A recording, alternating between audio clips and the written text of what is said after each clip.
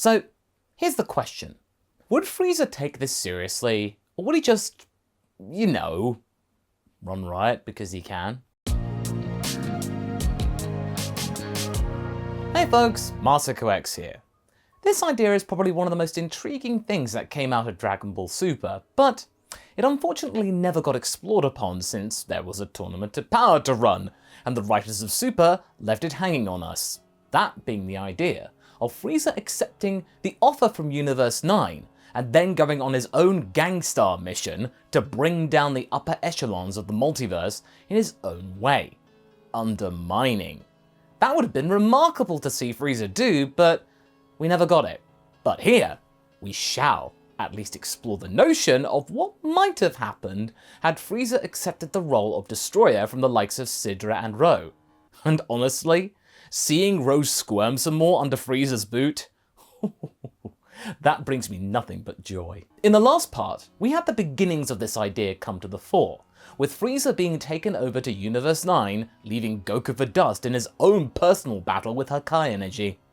As the Cat and Angel sorted that problem out, Frieza agreed his terms for competing with Universe 9, with him leading the charge with the heavy hitters, and the others just dealing with the window dressing, which actually turned out to be Universe 10. Surprise, surprise. In the end, it was technically a tie between Frieza and Android 17 for the final combatants in the ring, when the time ran out. But the Zenos being Zenos, they chose 17, and therefore Universe 7 because he liked Goku.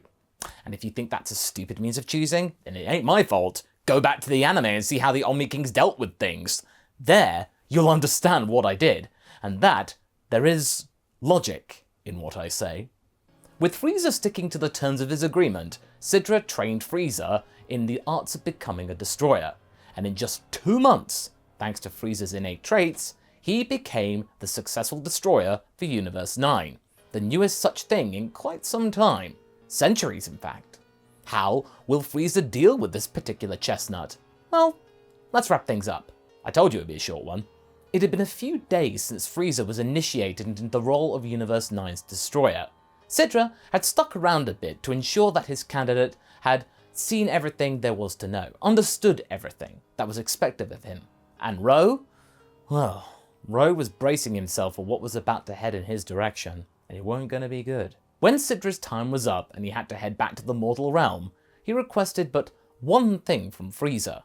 With Frieza feeling frisky, he granted audience. Frieza, whatever you do, please ensure that at least this universe is well looked after. Something I was obviously not able to do. Can you promise me that? I assure you, I have great plans for this wasteland of a world. The specifics now, since you're no longer a god, need not concern you. Sidra looked concerned. Was that a yes? In any case, Frieza brushed him aside and began to attend to his duties, with Sidra now set for his original homeworld. To see what was left of it, Ro longed for the simpler times of being with Sidra. As far as he was concerned, he was having to deal with a far more thorough individual. But this is Frieza. For him, the initial thrill of the job was destroying things. He got to blow up worlds without consequence, ones that were unnecessary, not worth his time. And he loved watching the occupiers of these worlds cower and beg for mercy after having it their way for so long. They had gotten lucky with Sidra being a soft touch, being rather understanding with their lot in life, them pretty much taking him for a chump. There was this one world, a dust bowl named Tirana, which was the largest in the central galaxy of Universe 9.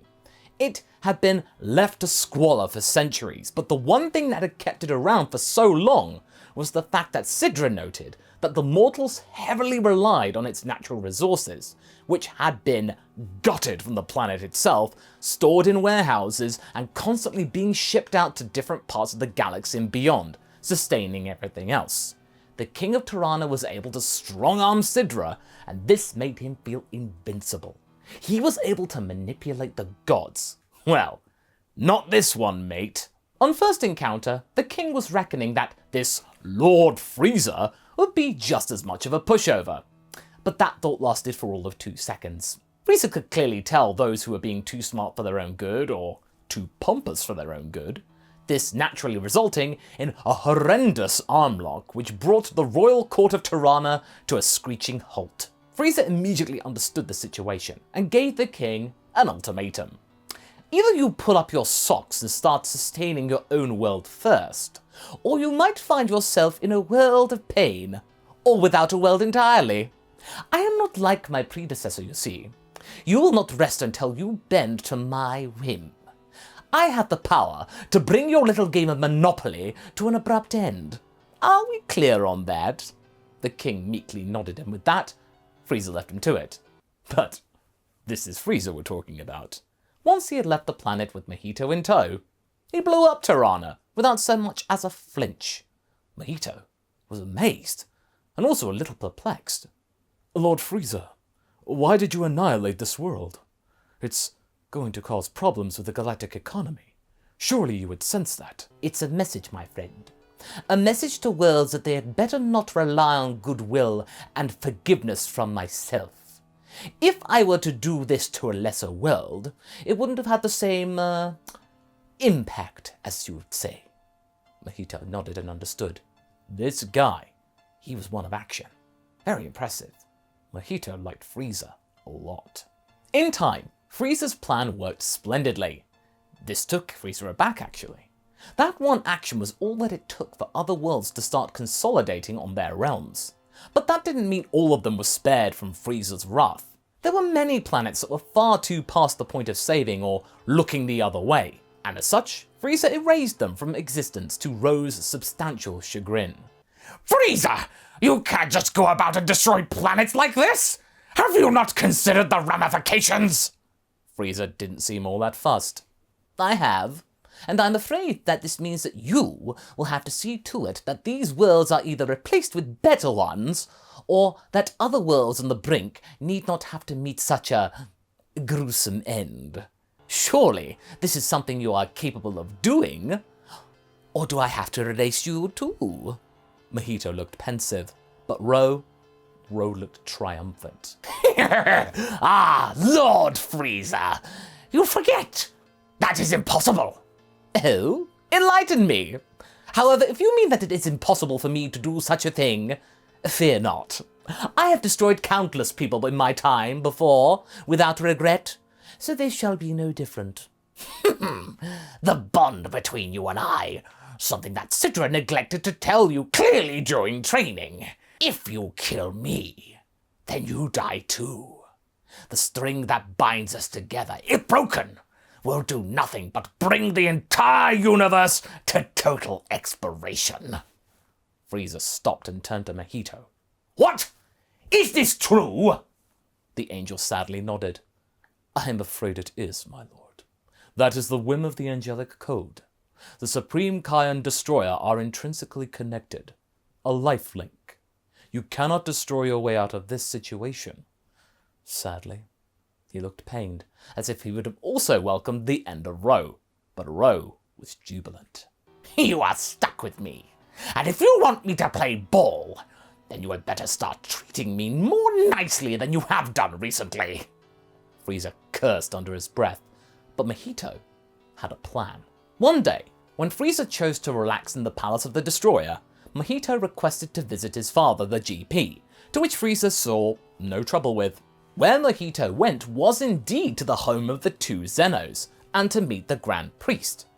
In his time, he explained to him that Frieza had been an excellent destroyer, and understood the job much better than Sidra had ever done. Granted, he was enjoying the job a little more than was necessary, a bit over-enthusiastic, but the GP brushed this aside without concern. Beerus is much more reckless, so, to me, Frieza's not a problem. If Frieza can improve your mortal level, then that is all that matters. Speaking of mortal levels, I fear that Lord Frieza's actions may be hampered by my Supreme Kai. How is that, my son? Mahito then explained, with certain embellishments about what Ro had been up to, and was intending to do, using his life link as a power play against Frieza. And the GP did not like this one bit, and vowed to fix this. Days later, Ro suddenly disappeared. He was nowhere to be seen. He had failed to come to meetings with Frieza, and when asked, Mojito simply shrugged. I cannot fathom where he's gotten off to, my lord. But not long after that, it became clear to all. Ro had been erased. This got Frieza scared. Why would this happen? How did it happen? Surely this couldn't be. He should surely be dead by now, the lifelink and everything. Not so. Mojito then introduced somebody, a Shinjin named Wakai, a purple-skinned individual who was more than happy to serve Frieza. It is an honor to be your ally in your endeavors, Frieza. Wakai here is our new Supreme Kai. He has shown potential for thousands of years, but Ro failed to promote him to save his own skin. Ro liked his job too much, and chose to pass over many different appointees. Luckily for us, Wakai here is in the right place at the right time. He has now got the chance to prove himself. Will you aid Frieza's plan for our universe, Wakai? He bowed. Frieza liked that. Very good, Wakai. What I would like you to do is to bring this sorry excuse of the universe into some working order. Carry out my mission. Can you do that for me? Yes, my lord. I have many exciting plans for it. Ooh, I like exciting. Then go forth and do what you must. And with that, Wakai was sent off to enact his vision. And that vision was very pleasing to Frieza. However, this was not something that you could do overnight. Again, Universe 9 wasn't rebuilt in a day. This took hundreds of years to bear real fruit. But thanks to the fact that Frieza was now immortal, this didn't matter. He was now satisfied in the knowledge that, with this position, he would outlast those blasted Saiyans, and so therefore, they would now never be able to get in his way or use their precious cat to do their dirty work for them. They were now in the other world, as well as most of their descendants. Why would they be concerned with Universe 7 anymore? Their concern with it was naught. The GP had noticed that Universe 9's mortal level had been rapidly increasing, now no longer at the bottom, and had now reached 6th position, all thanks to the erasure of the huge amount of dead worlds that had been cluttering it up. This was what was needed, and Wakai had been excelling himself. With the likes of he, Mojito, and Frieza, Universe 9 was now becoming a real example of how to run an efficient place for life to exist, albeit with a little bit of fear. This was just another empire for Frieza to govern, and with unlimited time to do so, to him this was a walk in the space park. With more time came even more success. The GP was now looking to Frieza as his prime example of a destroyer, and the way that he and Wakai were running Universe 9 was excellent. This actually gave the likes of Universe 1 and 5 a little concern. They had been the best run realms for millions of years, and now here comes Universe 9 invading their perches and threatening to topple them off. Universe 9 had now become the 4th highest in terms of mortal level, and when Zeno's itch for a tournament of power came about, something he remembered from his old friend Goku, Universe 9 had now gone from last to now being exempt from competition. Frieza could watch on this contest, safe in the knowledge that he could gloat about how Beerus and his brother Champa were now still clamoring for their lives. They had done nothing to get out of the bottom rungs of the ladder. Without the Dragon Team anymore, and Goku's charge and influence, Universe 7 was erased early on. But the realms could breathe a sigh of relief still at the end of it, when the wish to restore the previously erased universes was granted, history repeating itself, as it often does. Thankfully. This was the first time that Beerus and Frieza had met since the betrayal, and this was the perfect chance for Frieza to gloat. Having trouble there, kitty cat? Sad not to have your monkeys around to make you look good? Beerus scowled without saying a word. Greetings, Frieza. I've heard good things about your realm, Whis said with genuine praise, Mojito nodding. But the cat hissed, and chastised its angel for siding with his former underling. What are you trying to prove, Frieza? So you saved your universe from death, hallelujah. What's left to do? Oh, trust me. It'll all become clear in time. Hopefully you'll be around to witness it. And with that, Frieza just walked away, with Beerus left to stew on those words, not having a clue as to what they meant. It would become clear though, but not in the way that Frieza would expect. More time passed, tens of thousands of years. Usurping the top spot from Universe 1 was no easy task, but Wakai, now a strongly built Supreme Kai with benevolence as a watchword, because Frieza liked people doing good so he didn't care, he had created lush worlds with life flourishing. Frieza let him do this as it was working miracles and making his job much easier, proving to the higher-ups that what he was achieving in a relatively short space of time was how things should be run. Planets didn't want to be destroyed, and so they kept corruption and disorder down to a minimum. But even then, this is Frieza we're talking about. He would still blow up the odd world, just to keep them honest. He was genuinely enjoying this game, and this enthusiasm and gusto was being observed by the GP. If only all the universes could be like Frieza's at this moment. In fact, this was something that he took to heart, and something he decided to bring up to Zeno. Can you imagine how that went? The two Zenos barely paid attention to what their chief angel had to say, merely stating, "Oh, okay then. Erase the other universes." The GP was a little startled to hear this. Are you sure, Your Majesty? That is rather drastic." The future Zeno looked to him with dead eyes. "You're interrupting our game. Go away."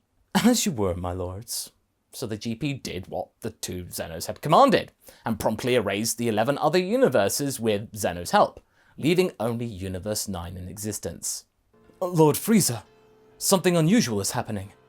My father is coming here to visit to explain." "That's unusual. Why would he—" But before Frieza could finish his sentence, the GP appeared before them. "Good afternoon, Frieza. I have interesting news for you and my son." He then explained what had happened in Zeno's commands.